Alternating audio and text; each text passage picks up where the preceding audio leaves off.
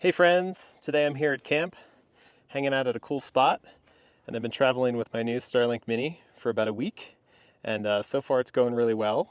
And I have another video if you're interested, sort of showing how well it's performed, what we think of it versus the Starlink Standard. It's like a head-to-head Starlink Standard, Starlink Mini. So there's a link to that below. Check it out if you're interested. But today I want to talk about service plans because I'm pretty confused. I got the Starlink Mini. It sort of came with the mini roam plan, and I said, sure, I'll try it. And I knew it came with about 50 gigs per month of data before I might need to pay more or switch to a different plan.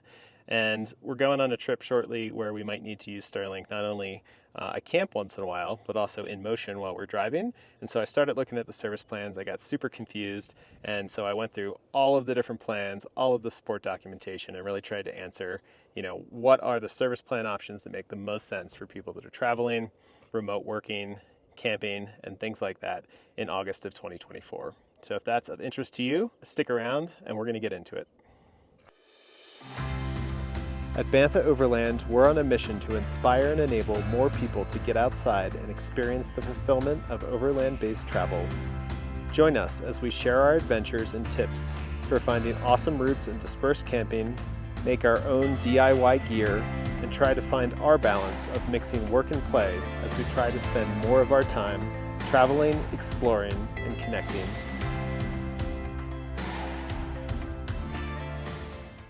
All right, so this is the Starlink website, and this is a summary of the service plans. So you can come in here and look at them all. I'm just going to focus on the ones that I think make the most sense for people that are traveling and moving from location to location, which are really these roam plans and these boat plans. So Starlink talks about RVers and nomads and campers for these roam plans, and talks about marine, emergency response, and mobile business for these boat plans. Really, the boat plans are just a higher level of features, a higher level of service, and so probably it doesn't make sense for most of you. So we're mainly going to look at these two different roam plans today. And so a couple things that people might care about are, can I pause my service? Maybe you're only going on a trip for a couple months, or you're going to be at home for the winter and you want to pause that service. So we're going to look at that, and we're going to look at how much does it cost? How much bandwidth do you get? Any limitations on those bandwidth? And any limitations on using it in motion while you're traveling and moving at speed. And so I went through all of the service plans, and then a lot of this information is buried. There's like a little thing at the bottom here. You can see where there's like a little fine print. There's some support articles. Can I use Starlink in motion? What's the mini roam service plan? How do I pause my service and things like that? And so I just tried to summarize it all for you. Hopefully this is helpful. But basically we'll start with pausing. So anything in green, you can pause. So all of these mobile regional, mini roam, mobile priority plans, you can pause. So if you need to turn it off, turn it off. When your next billing cycle ends, you won't be charged again. And then when you need it, you can turn it back on. So for example, I just paused my mobile regional service with my Starlink Standard, the bigger dish, and it's going to end on September 19th. And so I can use it for another couple weeks. So they're all pretty similar in terms of being able to pause. Now, in terms of how much data you get, that's one of the first big things that starts to change. So when we look at the mobile regional plan, it's unlimited. You get as much data as you need and as is available. And then when you get to the mini roam plan, you only get 50 gigs before you'd have to pay for more data. So that's one big difference. And then the mobile priority plans, same kind of thing. You buy it by how much data you think you might need. But where it starts to get a little hard to understand is the InMotion. And so with this regional plan, you can actually use InMotion, but you have to pay more. You have to pay $2 per gig to upgrade to priority service. And so you do that in your account and you can turn that on and off. And so I'll show you my account. This is my subscription for my Starlink Standard, and it's currently on that mobile regional service. And so this is unlimited bandwidth. However, I have to turn on mobile priority if I want to use, have network priority, ocean access, and in-motion connectivity and global use. And that would be $2 per gig on top of my base service fee. So it is possible, but it costs more money. And we'll look at an example, some real world examples of what that looks like at the end. So if we come back here to the mini roam, you get that 50 gigs of data. It does work in motion all the way. You don't have to pay anything extra for those first 50 gigs.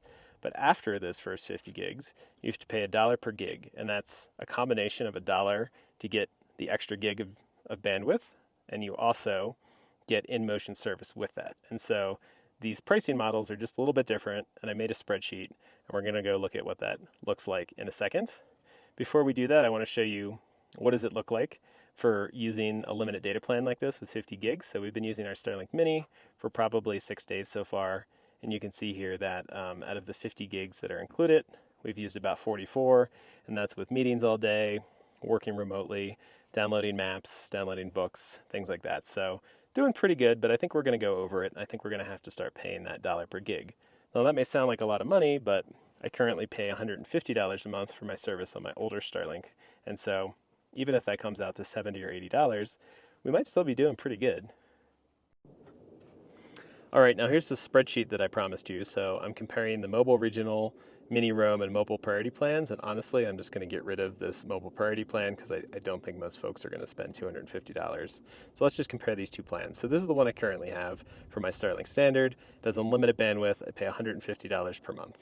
Now the new Starlink Mini came with the Mini Roam plan. That was the default plan, and the one I just said, hey, I'll try it and see what happens. It starts with a monthly cost of $50, and we have that limit of 50 gigs, but we can use it in motion without paying extra per gig. And so I've come up with this example where let's say we used some bandwidth at camp or not in motion, remote working or downloading maps, and then we use some data in motion while driving or some other application like that. And so this calculates the variable costs, which are these extra per gig fees, and then comes up with a total cost. And so in this example, we're paying about double for the mobile regional service. Now let's come in here and just, put in very different numbers.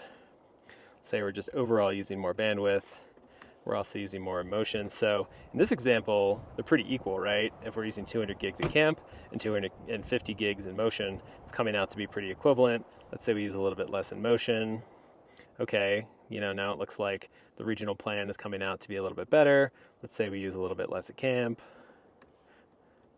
So it really just depends. I think you got to figure out what kind of usage you might have personally.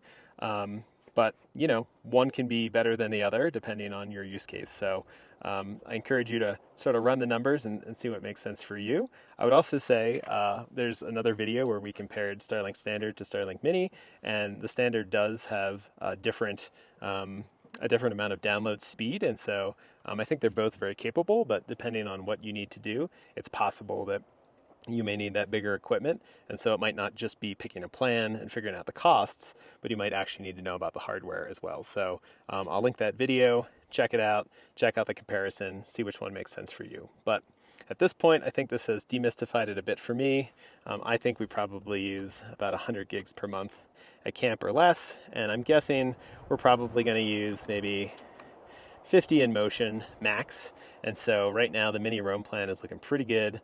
It's looking like it would probably come out to be the $150 I'm currently paying for my mobile regional plan with my older Starlink Standard hardware. And so as we switch to the Mini, I think we're going to try the Mini Roam plan with the dollar per gig pricing and see how that does for us, and see what the numbers are after a couple months. So if you'd like to see that, hit the subscribe button and you'll get notified when we post those future videos about how much bandwidth we're using and other tips, tricks, and recommendations we have based on using the Starlink Mini on our travels.